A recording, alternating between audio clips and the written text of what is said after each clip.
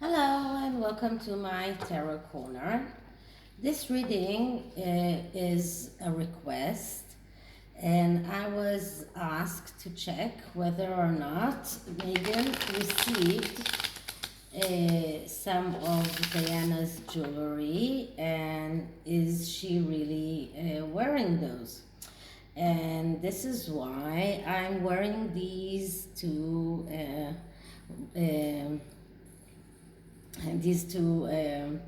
rings, because this one at least represents the aquamarine ring that Meghan wore on her wedding day when she drove with Harry to the sunset. And this is of course fake, so I couldn't really afford this size of an aquamarine. But this is another gem that I just can't remember what it is called, but it is a raw one. It's not worked on, so it was a lot cheaper. So both of those represent the aquamarine ring that she supposedly got when she got married to Harry, but I don't remember seeing her wearing those afterwards.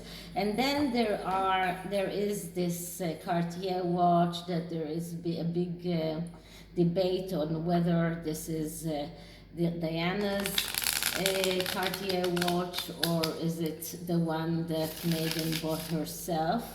It is different because Diana's was a gold one, and Meghan bought one which was mixed, I think, gold and silver.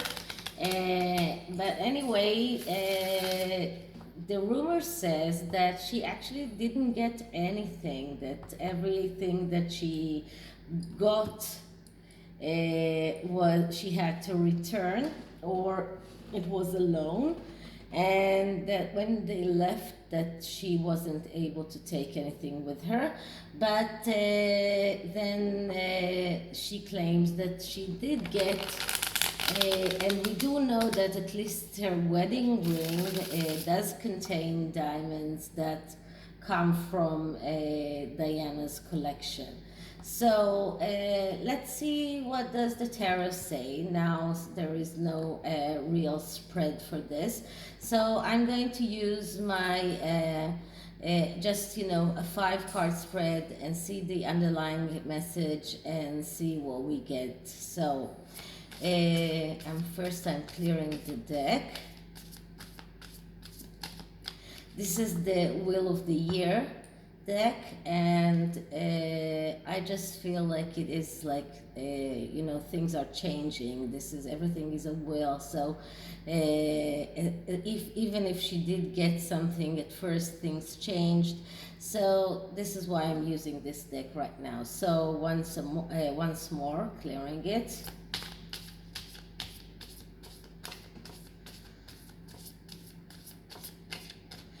And now I'm going to ask, so did Meghan really get Diana's jewelry, or is she wearing some of Diana's jewelry? Did Meghan actually get some of Diana's jewelry? Is she wearing some of Diana's jewelry right to these times after they left? Okay, so we do see Kate wearing a lot of pieces that belonged to Kate. Now this noise is our cat that I still owe you a picture of, but I still cannot open a community tab. So when I will be able to, I will put on a picture of her, but she's really cute. Her name is right now Rosie, but nobody calls her that because she's so small, so we're just calling her Pizzy. which is a shortage for someone who's very tiny. Okay, so the first card that I get is the Moon card. No, I'm sorry, the High Priestess. So everything connected to, is it the High Priestess? What? Wait a minute. This is card number, no, this is card number 13. This is death. This is the death card, and the death card is a major change card. So everything has changed when Meghan and Harry moved, and because we asked about Diana's jewelry, so this has changed as well. So even if she did get that first some of her pieces to wear, this changed radically. Now the death card is a card that speaks about a change that just changes everything that came before it. There are several cards in the major arcana that speak for change, about change, and the last one of them is the Judgment card that speaks about change but doesn't nullify what happened before. The Death card is saying if you want to start living, you need to kill what happened before. Everything must change. So whatever she had beforehand changed completely. So that is their HRH, their patronages, and it's because we asked about the jewelry as well. So the second card is the card, another major arcana, that is the Lovers. Now the Lovers is a card that's in the major arcana, speaks about the need to clear your spiritual path from everything that is disturbing you from going forward. So this is another card of change, and this is a total change. And this card speaks about when they got married, because this is a marriage scene, and you can see that their hands are bound just like in a marriage, and with this the angel that is acting just like the priest in the marriage. So this is a marriage scene, and in their marriage they just had to completely cut out everything that was in their past, and everything that and that marriage and what followed, which was also the divorce from the royal family, is just speaking about taking out everything that is disturbing them from going forward, and just leaving it behind. So this is another total change. This is a being total. This is another change that is completely erasing past events, past things that are disturbing you in moving forward. Now I'm sure that for Meghan, keeping those jewelry is something that she really wanted, but they, I think, just couldn't. She had to make that choice of leaving and the royal family and leaving those jewelry behind, and or staying in the royal family and being able to use those pieces of jewelry, just like Kate gets to use many of Princess Diana's pieces and the Queen's jewelry. So this is another change card, another major arcana. So this is, major arcanas are very spiritual, important processes. Next card that I get is the Ten of Swords. So the Ten of Swords is a card that speaks about going through a storm. And when you're going through a storm, there are 4 stages. And the first stage is the stage of getting ready, doing the whatever caused you to get to be in that place of rock bottom, and this is the mistake. This is the first stage. The next stage is the suffering, is the actual storm. And this is what we see here, because this is a person that is sitting in a graveyard just near the grave of someone who he is grieving, and all of those swords around. The moon is here, and the moon represents the mother, and there is no sunlight here. The sunlight doesn't come up here. The next stage is learning a lesson. If you learn the lesson, then the sun comes up and you can start afresh. You can start, you can open a new page. But here we see that giving up those jewelry, those pieces of jewelry, was really difficult for her, and she is still grieving the loss of those pieces of jewelry. She is still in the grief mode. She hasn't learned her lesson yet, and she hasn't moved forward yet, and she has not been. She's still in that rock bottom place. She is still. This is like representing the loss of the jewelry. This is my intuitions talking. Okay, next card. Next card I get is the King of Staves, which is the King of Wands. And the King of Wands is the initiator. He is the one that starts processes, but as all of the court cards, is impulsive, and he has very hard time in completing the process. So this is a person that is impulsive, that is irritated very easily, that gets angry very easily, someone who uses his sexuality. Now, as I was saying, this is an archetype, and this is the archetype of the King of Wands.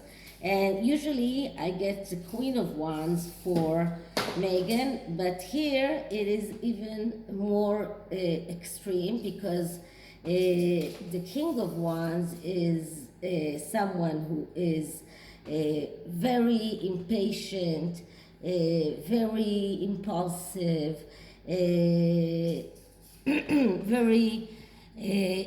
easily losing interest, egotistical, with no tact. And as I was saying, the aspecting is very important here, and we have 2 cards that are aspecting these cards negatively. We have the Ten of Swords that is aspecting this card very negatively, and we have the High Priest. No, I'm sorry, Death, that is also in this reading negatively aspecting it. But she needs to adjust to the change. She needs to realize that change is something that she cannot, right now, she cannot avoid. And she needs to start learning how to be more of the King of more of the King of Swords, someone who is more calm, someone who is more looking at it's appeasing people, someone who wants balance in his life. So this is what the King of Swords, of Wands represents. And the last card is Strength. So as I said, strength here is also a card that is negatively aspected, although usually it is a positive card because it speaks about finding your strength within you, finding your balance within yourself. But because it is negatively aspected, we are speaking about someone who is insecure, someone who lacks control, has difficulty in fulfilling himself.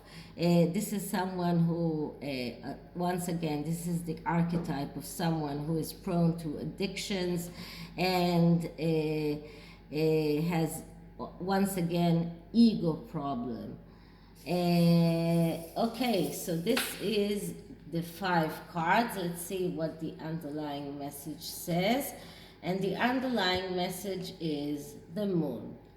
Okay, so another negative card, another card that is negatively aspecting everything here, from the High Priestess to the Strength card, because the High Priestess is a card, is another card of the moon. I'm sorry, this is wasn't the High Priestess. I don't know what I thought. Why I keep thinking it's the High Priestess, because it's very confusing, the depiction here. But the moon card is a card of someone who needs mental health therapy, who is very confused. The moon card is a card that says you need to speak about it, and this is what this is the underlying energy. So all in all, I would say that this tarot spread tells me that she did not get Diana's jewelry, at least not to keep. She everything that she wears that she says that is Diana's is a copy. Nothing is, she hasn't gotten anything real from Diana except for the diamonds in her engagement ring. But apart from that, everything is changed, and she is in the middle of this. In the middle of this reading is the Ten of Swords, so she's still crying for these lost jewelry pieces that she had to hand back, but because she couldn't keep them. So the oracle that I'm using is actually not an oracle. This is the Zigeuner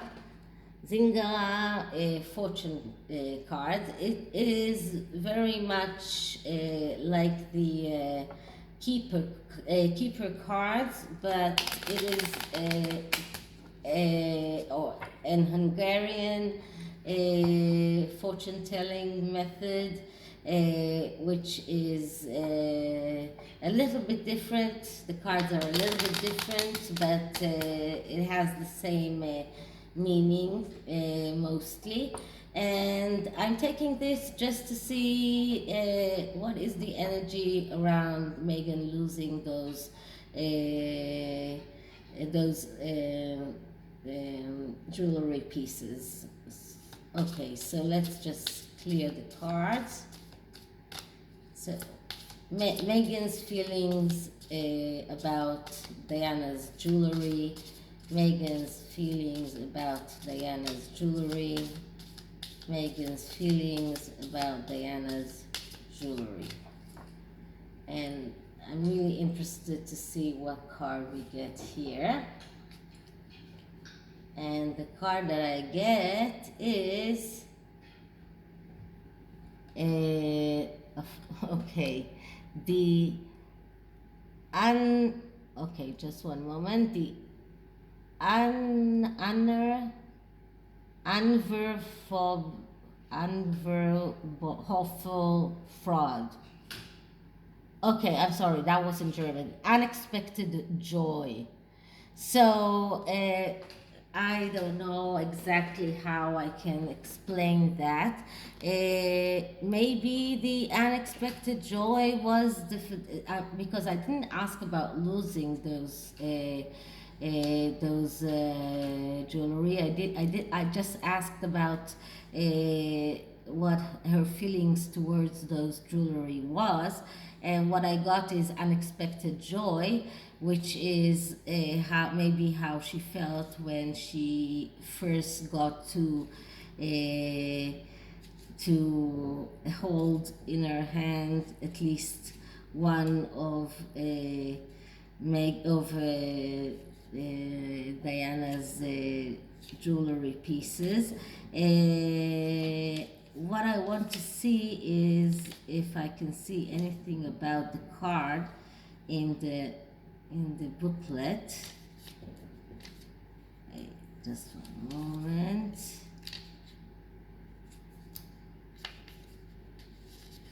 Okay. Is there anything about the cards? Not exactly. Just about how to do readings, but not really the messages. They're not going into the messages too much. So this is the unexpected joy. So let's see what the next card tells us. And the next card is Lover.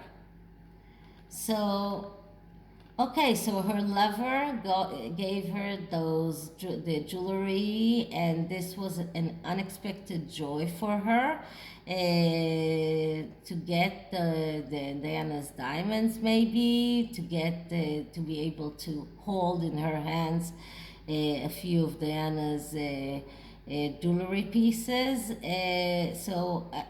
This is how I would see it right now, because I asked the wrong question. This is what happens when you ask the wrong question. You get answers that you cannot understand how to get with them. It's very much like in medicine, when we learn not to take too many exams, because then you get sometimes results that you don't know what to do with.